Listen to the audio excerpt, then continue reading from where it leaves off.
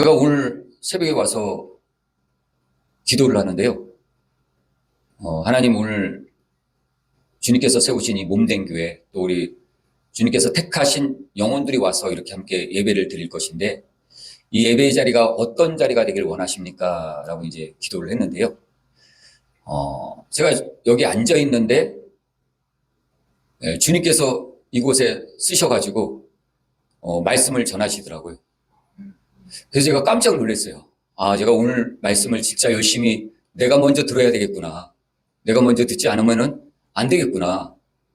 그런 기도를 해봤습니다. 그 먼저 번에는 주님께서 간판을 들고 계셨는데, 이번에는 또 주님께서 직접 또 강단에서 계시는 걸 보니까 너무 황송스럽고 너무 죄송스럽고 또 너무 감사하고, 그런 기도를 제가 오늘 했습니다. 그래서 너무 감사한 그런 시간이었는데, 자, 오늘 이 말씀을 제가 또 묵상하면서 하나님께서 오늘 이 말씀을 통해서 여러분들에게 세상이 줄 수 없는 지혜, 또 세상이 깨달을 수 없는 지혜를 여러분들에게 부어주실 줄 믿습니다. 자, 존 버년이 쓴 책에 이제 철로역정이라는 책이 있습니다. 아주 기독교 명작입니다. 명작이고, 세상에서 매년 이제 그 출판되는 책들을 이렇게 통계를 내죠. 그래서 교보문고 같은 데 보면 매년 올해 베스트셀러 딱 이렇게 내잖아요. 근데 세계적으로 매년 베스트셀러를 기록하는 책이 어떤 책인지 아십니까? 성경입니다. 성경. 전 세계적으로 제일 매년 많이 팔리는 책이 성경이에요. 근데 너무 매년 팔리다 보니까 그래서 통계를 낼 때 아예 성경을 제해버리고서 통계를 내죠. 네. 근데 성경 다음에 또 많이 팔리는 책이 뭐냐면 바로 이 존 버년의 쓴 철로 역정이라는 책이에요.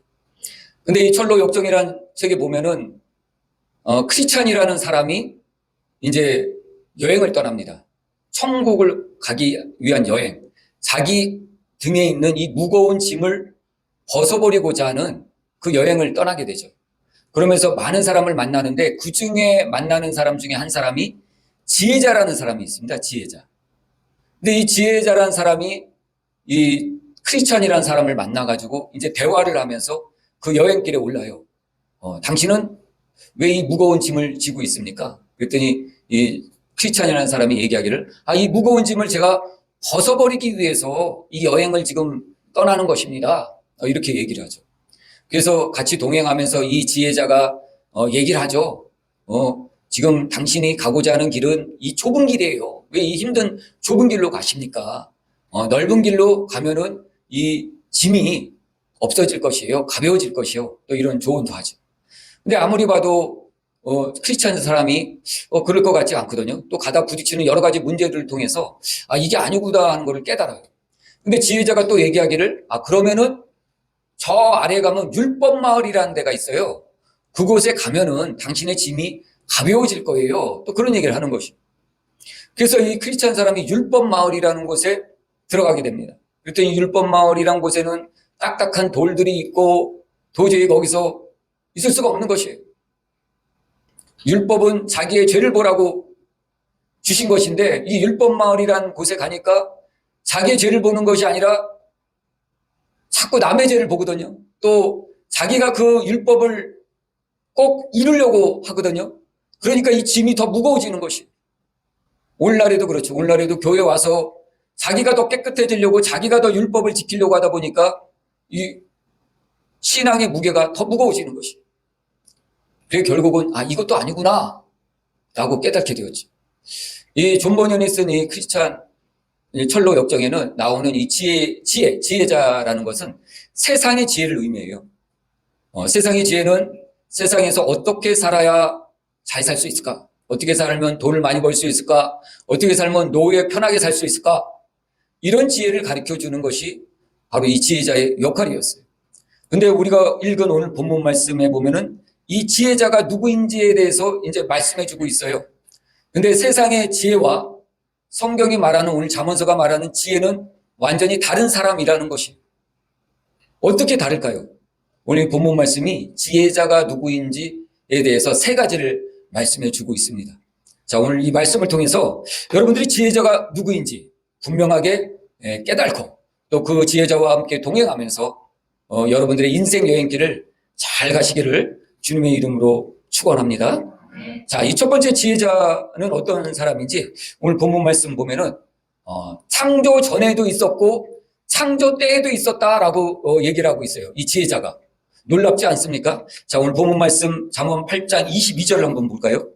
22절부터 26절까지 제가 읽을 건데요. 여러분들이 함께 주의해서 볼 것이란 무엇이냐면 전에라는 말이 계속 반복되고 있어요. 이 전에라는 말이 몇 번 반복되는지 한번 쉬어보십시오. 여호와께서 그 조화의 시작 곧 태초에 일하시기 전에 나를 가지셨으며 만세 전부터 태초부터 땅이 생기기 전부터 내가 세움을 받았나니 아직 바다가 생기지 아니하였고 금샘들이 있기 전에 내가 이미 났으며 산이 세워지기 전에 언덕이 생기기 전에 내가 이미 났으니 하나님이 아직 땅도 들도 세상 진토의 근원도 짓지 아니하셨을 때라. 아멘. 자, 전에 아직이란 말이 몇 번 나옵니까? 그렇죠. 한 7번, 8번 정도 나오는 것 같아요. 7번 정도. 자, 이렇게 많이 나온다는 거예요. 근데 지혜자가 이렇게 땅이 생기기도 전에 이미 지혜자가 있었다라는 것이에요. 자, 제가 또 27절부터 29절까지 읽을 텐데 여기엔 때라는 얘기가 나와요. 때라는 얘기가 몇 번 나오는지 한번 잘 보세요. 그가 하늘을 지으시며 궁창을 해면에 두르실 때에 내가 거기 있었고 그가 위로 구름 하늘을 견고하게 하시며 바다의 샘들을 힘있게 하시며 바다의 안개를 정하며 물이 명령을 거스르지 못하게 하시며 또 땅의 기초를 정하실 때에 내가 그 곁에 있어서 창조자가 되어 날마다 그의 기뻐하신 바가 되었으며 아멘. 자, 때라는 얘기가 몇 번 나오죠? 2번 나오죠? 자, 그래서 이 놀라운 게 뭐냐면요. 이 지혜가 도대체 지혜자라는 자가 누구길래 하나님께서 천지와 만물을 창조하시기 전에 이미 있었다. 그리고 창조하실 때에 또 있었다라고 지금 얘기하고 있는 것이에요. 놀라운 건 뭐냐면요. 22절 보면 이렇게 나오죠. 여호와께서 그 조화의 시작 곧 태초에 일하시기 전에 나를 가지셨다라고 나오고요. 또 22절 보면 전부터 내가 세움을 받았나니 이렇게 나오죠. 네. 그러니까 우리가 보통 생각할 때 하나님은 한 분이세요? 두 분이세요? 세 분이세요? 한 분이에요. 그래서 우리가 하나님이라고 하거든요. 그래서 영어도 할 때도 그냥 가시라고 안 그러죠. 더 가시라고 그래요. 더 가. 한 분밖에 없다라는 뜻으로 더 가. 그러시거든요.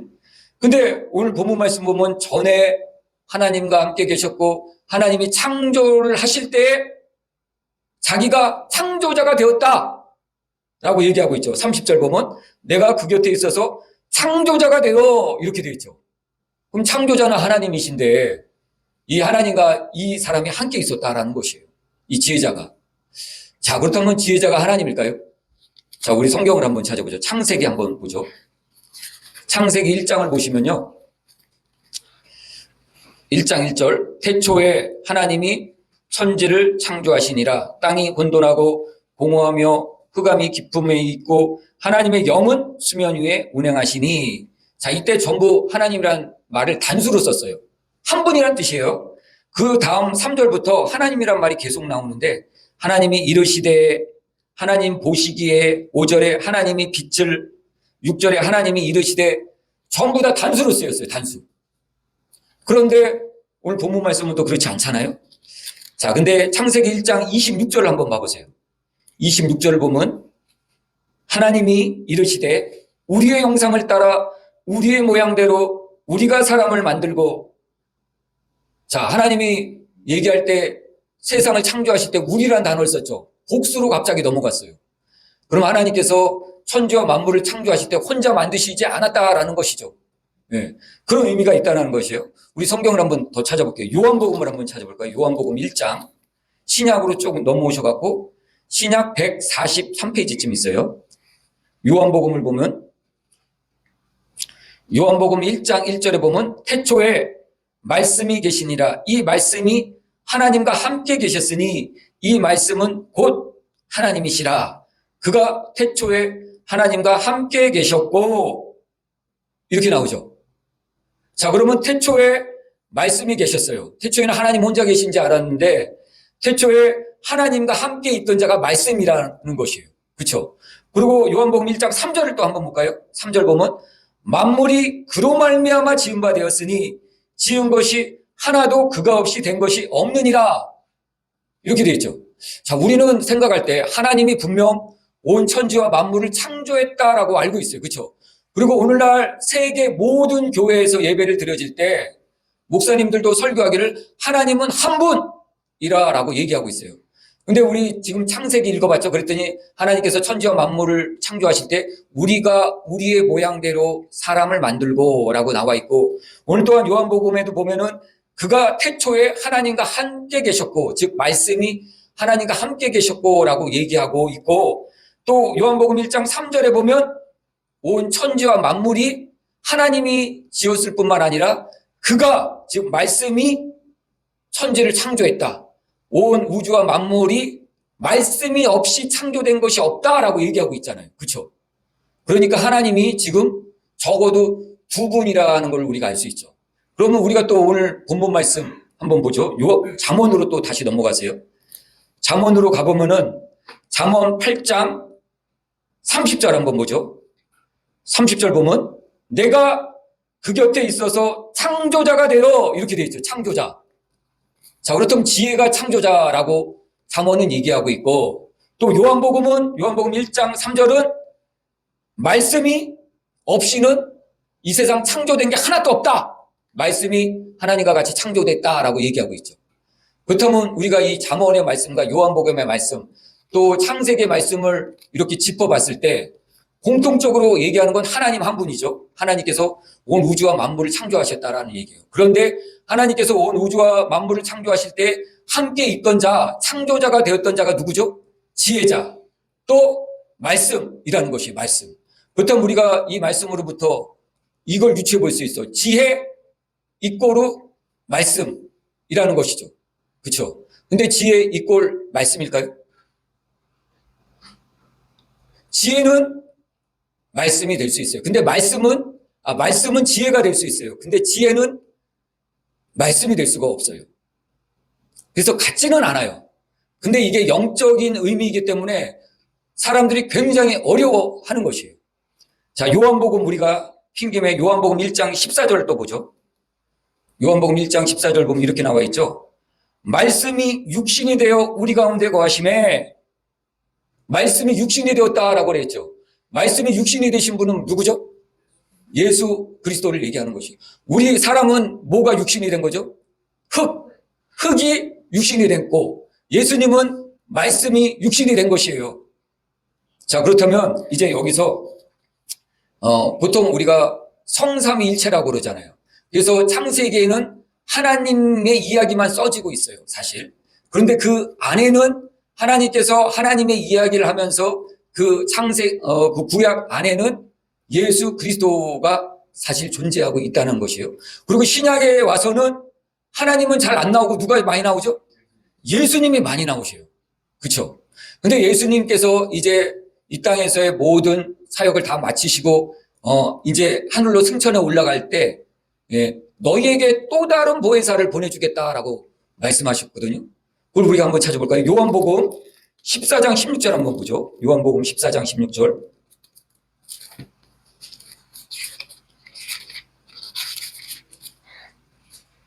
요한복음 14장 16절. 내가 아버지께 구하겠으니 그가 또 다른 보혜사를 너에게 주사 영원토록 너희와 함께 있게 하시리라. 아멘. 자, 예수님께서 이 땅에 계실 때는 예수님께서 우리 인간들을 위해서 사셨어요. 근데 이제 예수님께서 하늘로 올라가셨잖아요.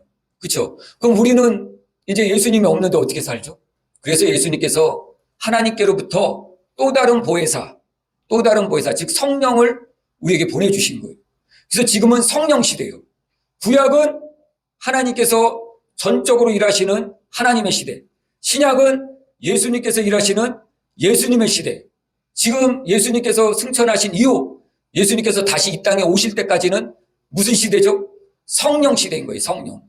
그래서 성령께서 우리와 함께 일하시는 것이 더 강력하게 예수님께서 육신의 몸을 입고 오셨을 때는 예수님께서 가는 곳에서만 사역을 하셨어. 근데 지금은 예수님이 안 계셔도 성령께서 우리 이 땅에 오셔갖고 세계 만방 어느 곳에서든 다 역사하시는 것이에요. 지금 미국에서도 성령께서 역사하시고 오늘 이 대한민국 땅에서도 성령께서 역사하시는 거예요. 예수님께서 계셨을 때는 예루살렘에서만 역사하셨어. 근데 이 시대는 성령 시대이기 때문에 성령께서 역사하시는 것입니다. 그래서 하나님은 한 분이시지만은 성삼위일체 세 분이라고 말씀하시는 거예요. 근데 굉장히 이 뜻을 이해하기가 굉장히 어렵고 또 신학자들도 또 목사님들도 이거를 알려주시기 위해서 굉장히 애를 많이 쓰지만은 쉽게 접근이 안 돼요. 그래서 우리가 한 분인데 왜 어떻게 세 사람일까? 그래서 우리가 이걸 조금 쉽게 이해하기 위해서 제가 하나 예를 들게요. 제가 이 교회에 오면 어떤 사람이죠? 목사죠. 집에 가면 어떤 사람이죠? 그렇죠. 또 제가 다른 친구들 모임에 가면 어떤 사람이죠? 그땐 친구가 되는 것이에요. 여러분들도 다 이런 역할들을 하고 있을 거예요.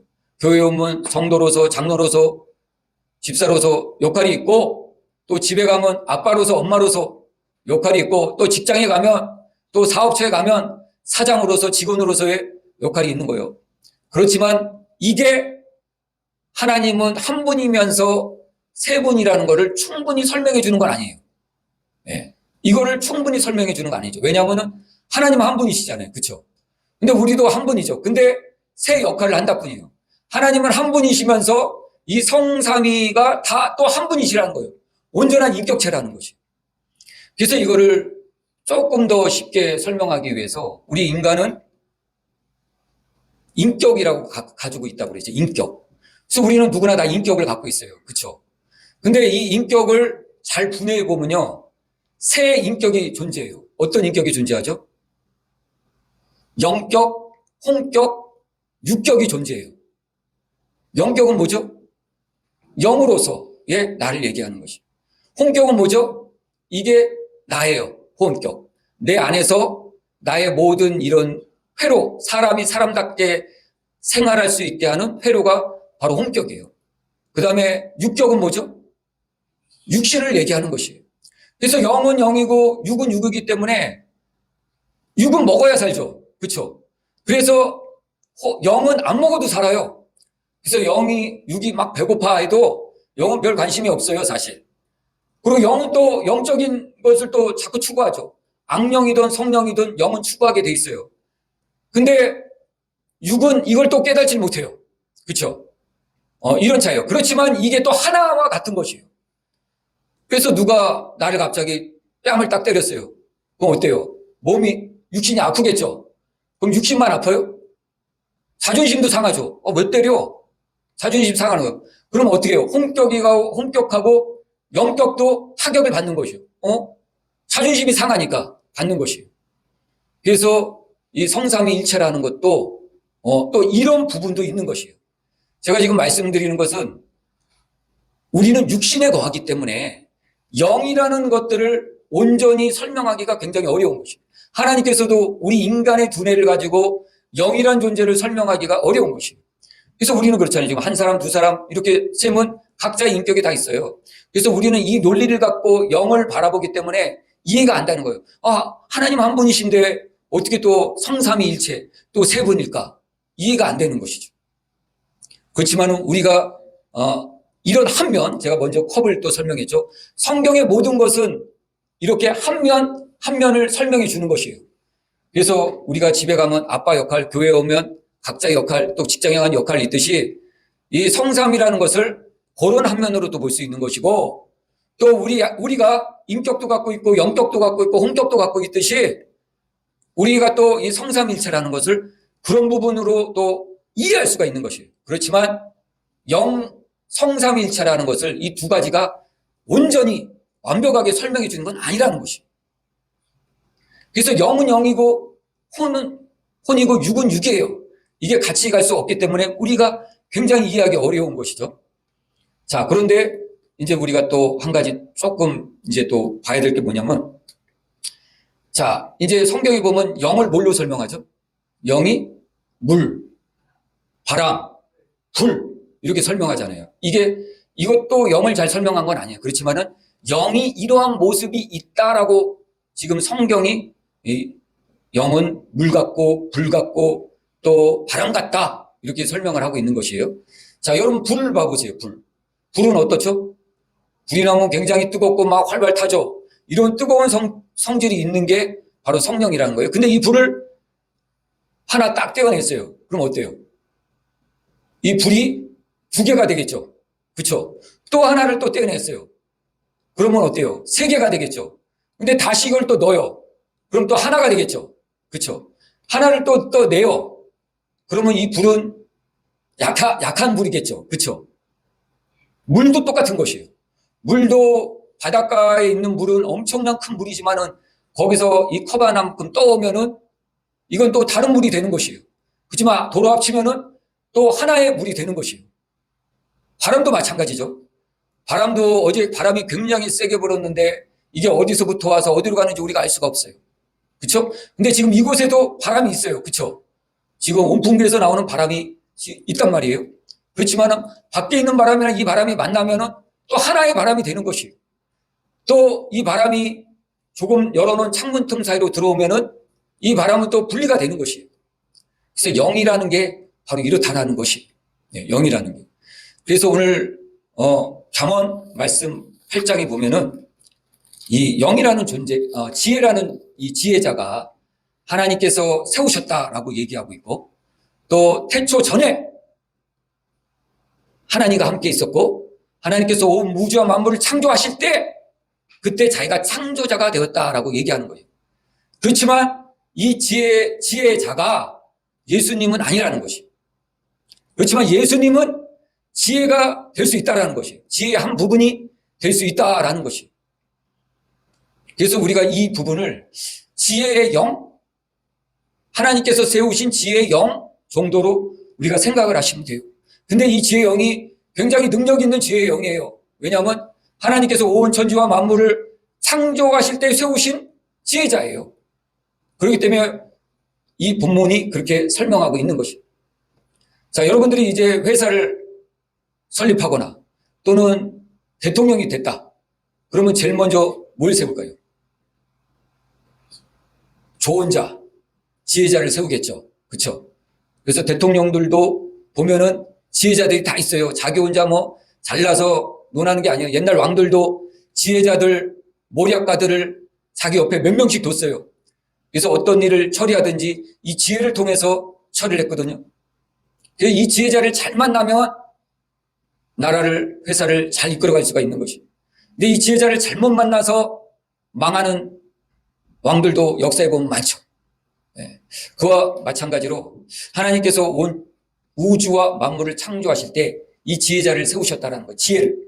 지혜를 세우셔갖고 하나님께서 이제 온 우주와 만물을 창조하실 때 창세기 보면 빛이 있으라라고 선포를 하셨어요. 또 물이 있으라라고 선포를 하시고 또 흙이 물과 땅이 나누어라라고 선포하셨어요. 이렇게 선포하실 때 우리가 건축을 할 때도 그렇죠. 건축을 할 때 그냥 막 져요. 모든 게 다 직각으로 세워져야지 건물이 견고하게 서 있을 수가 있는 것이.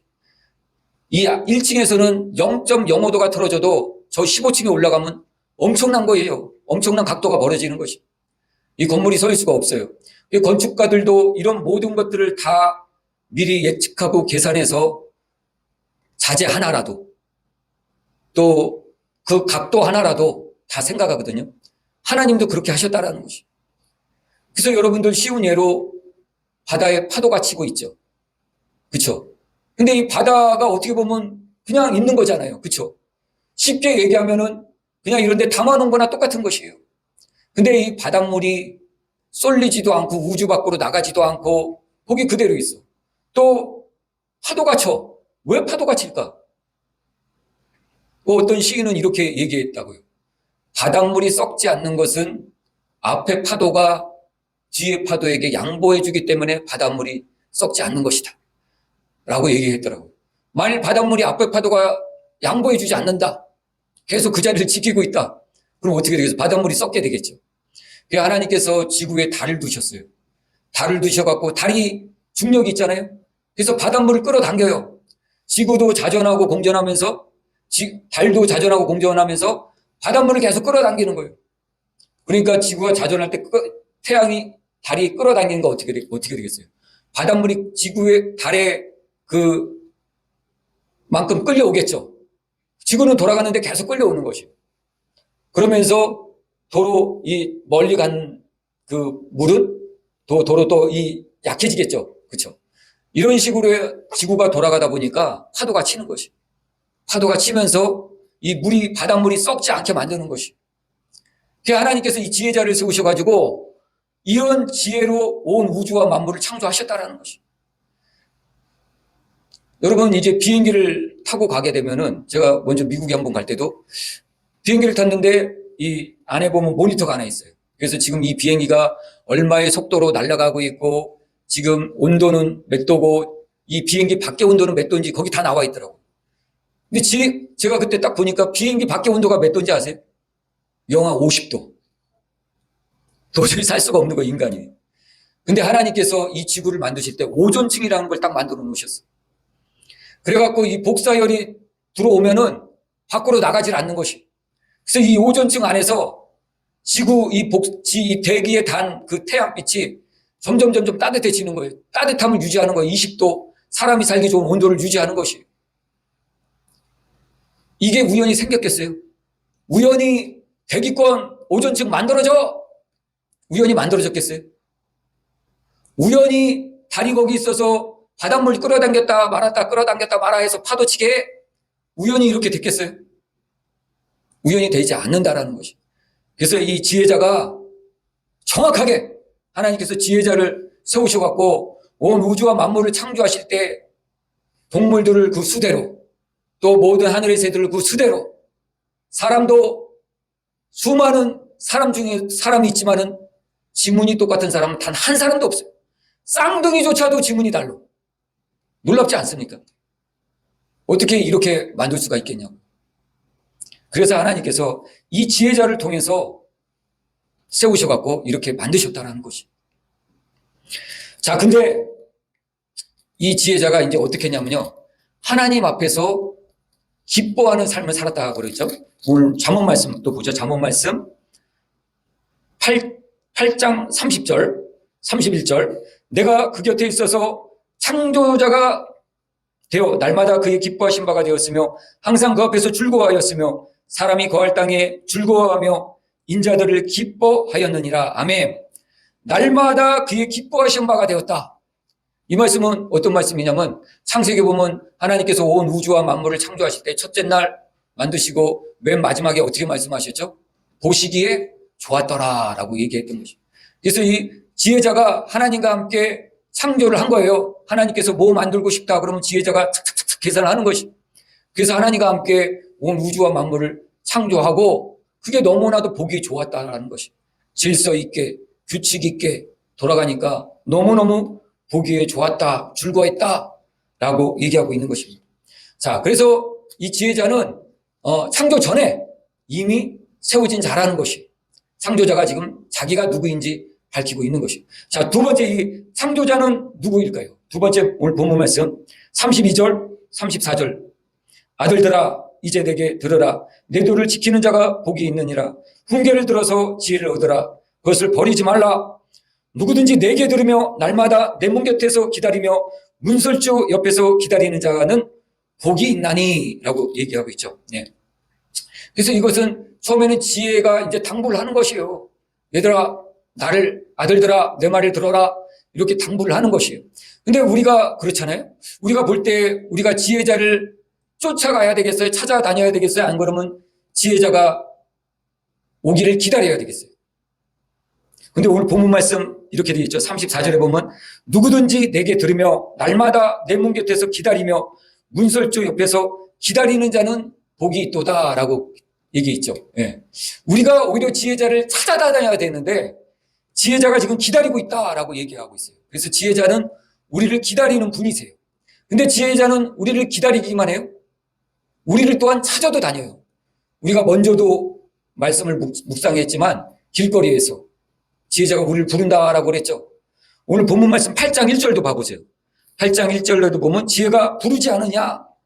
그가 길가의 높은 곳과 내거리와 서며 성문격과 문어기와 여러 출입하는 문에서 불러 이르되 이렇게 돼 있죠. 그러니까 지혜자는요 가만히 있질 않으세요. 우리를 찾아다녀. 또 우리를 기다려. 이런 분이 지혜자라는 것이 지혜자. 근데 이 지혜자가 누구와 같은 것 같아요? 예수님과 같다라는 것이. 예수님도 이 땅에서 사역하실 때 가만히 있지 않으셨어요. 병든 자, 누가복음에 보면은 예수님의 사역을 설명할 때 예수님께서 병든 자, 수고하고 무거운 진자 이들을 찾아다녔어요. 그 요한복음에도 이런 얘기가 있죠. 너희 중에 양 100마리가 있는데 그 중에 한 마리를 잃으면 어떻게 하겠느냐? 양 99마리를 두고 그 한 마리를 찾아다니지 않겠느냐? 이렇게 말씀하고 있잖아요. 99마리가 더 중요해요? 한 마리가 더 중요해요? 99마리가 더 값어치가 있어요. 그럼에도 불구하고 하나님은 이 한 마리 양을 찾아다니신다라는 것이. 바로 이 한 마리 양을 찾아다니신 분이 예수님이시라는 것이. 뿐만 아니라 예수님은 이렇게 찾아다닐 뿐만 아니라 우리가 나오시기를 또한 기다리시는 분이세요. 내가 문 밖에 서서 두드리노니 누구든지 내 음성을 듣고 문을 열면 내가 그에게로 들어가 그는 나와 더불어 먹고 나는 그와 더불어 먹으리라 라고 얘기하고 있죠. 예수님은 이렇듯 우리가 우리의 마음 문을 열고 나오시기를 또한 기다리는 분이세요. 그러니까 이 지혜자하고 예수님하고 어때요? 같은 것 같죠? 그렇지만은 예수님은 지혜자가 될 수 있지만 지혜자는 완전한 예수님은 될 수가 없는 것이죠. 자, 이제 또 세 번째, 지혜자는 어떤 분이실까요? 36절. 36절 한번 보죠. 대저 나를 얻는 자는 생명을 얻고 여호와께 은총을 얻을 것임이니라. 그러나 나를 잃는 자는 자기의 영혼을 해하는 자라. 나를 미워하는 자는 사망을 사랑하느니라. 아멘. 자, 지혜자가 오늘 본문 말씀 36절에 보면은 나를 얻는 자는 생명을 얻는 자다. 생명을 얻는 자다라고 얘기하고 있어요. 자, 지혜자가 무엇이길래 이렇게 얘기할까요? 지혜자가 우리한테 생명까지 줄 수 있다라는 거예요. 생명까지. 탈무드 속담에 이런 얘기가 있습니다. 돈을 잃으면 쬐끔 잃는 것이요. 건강을 잃으면 돈을 잃으면 조금 잃는 것이요. 사람을 잃으면 많이 잃는 것이요. 건강을 잃으면 전부 잃는 것이다 라고 얘기하고 있어요. 근데 진짜 지혜자는 여기다 한 개를 더 붙여야 돼요. 뭐냐면요. 생명을 잃으면 완전히 끝장나는 것이다 라는 것이에요. 생명을 잃으면 완전히 끝장나는 것이에요. 여러분 이 땅을 살아가면서 돈을 조금 잃어봤을 거예요.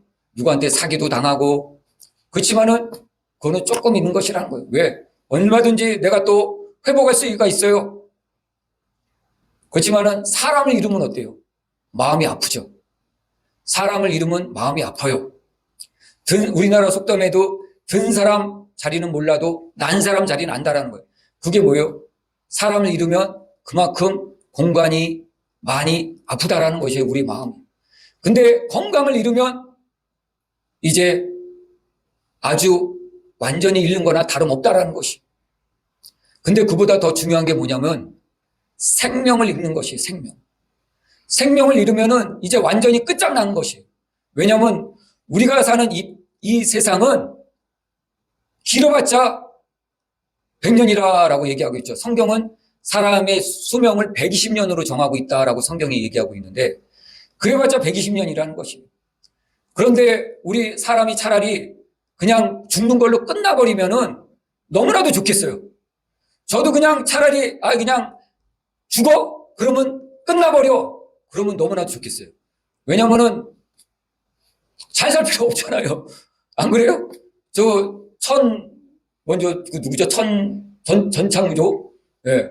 그냥 그분처럼 그냥 사기 한번 팍 쳐가지고 통장에다 좀 팍 넣어놓고서 뭐 깜빵 좀 살다 나오면 그거 좀 뺏어 쓰면 되잖아요. 예? 얼마나 편해요. 그 편하게 살 수 있잖아요. 그럼 이 땅에서의 삶이 끝이라면 그렇게 살면 돼요. 근데 이 땅에서 삶이 끝이 아니라는 것이에요. 우리가 죽으면은 영원한 삶이 있다는 거예요. 영원한 삶. 영원한 삶. 그 영원한 삶이 있기 때문에 돈을 잃으면 조금 잃는 것이고, 사람을 잃으면 많이 잃는 것이고, 건강을 잃으면 완전히 잃는 것이지만 생명을 잃으면 완전히 끝장나는 것이에요. 돈을 잃은 사람도 천국 가서 이 세상에서 생각할 수 없는 금은보화로 하나님께서 상급을 주실 수가 있어요.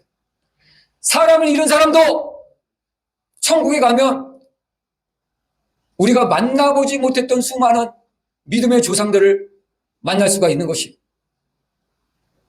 건강을 잃어도 천국에 가면요, 내가 가장 젊었을 때 가장 건강한 몸으로 살 때의 모습으로 천국에 내가 와 있는 것을 발견하게 되는 것이에요.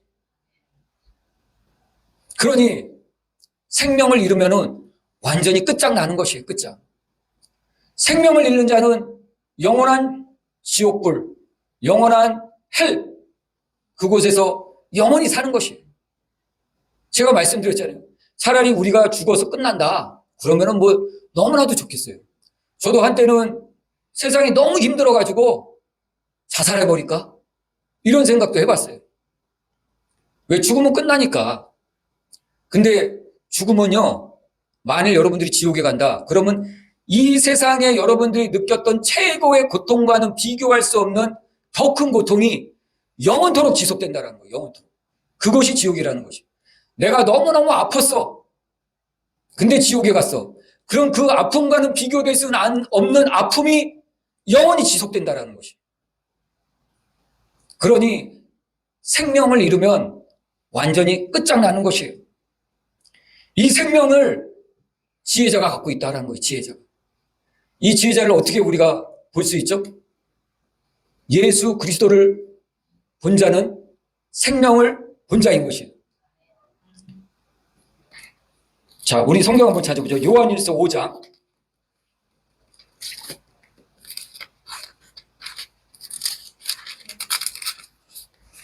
요한일서 5장 11절, 12절.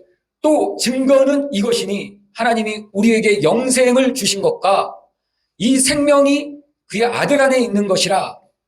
아들이 있는 자에게는 생명이 있고 하나님의 아들이 없는 자에게는 생명이 없느니라. 아멘. 예수 그리스도를 보고 생명을 보는 자는 그게 바로 지혜 있는 자라는 것이, 지혜를 얻은 자라는 것이. 예수 그리스도를 듣고도 예수 그리스도를 보고도 생명을 얻지 못하는 자는 지혜가 없는 자라는 것이. 이 세상에서 가장 큰 지혜는 이 땅에 살아가면서 사업을 크게 성공하고 물질을 크게 벌고 인맥관계를 넓혀가고, 이게 지혜가 아니라는 것이. 진정한 참된 지혜는 예수 그리스도의 십자가를 보고 영원한 생명을 보는 자, 그게 참 지혜자라는 것이. 전능하신 아버지 감사합니다. 세상에서 세상을 쫓아가다 썩어 죽을 수밖에 없는 저희가 무엇이기에 주님 이토록 우리를 사랑하셔서 세상과 구별되게 하시고 이 더러운 입술로 주님을 찬양하게 하시고 이 더러운 마음으로 주님 앞에 기도하게 하시고 이 추악한 모습으로 주님 앞에 나와서 예배드리게 하십니까?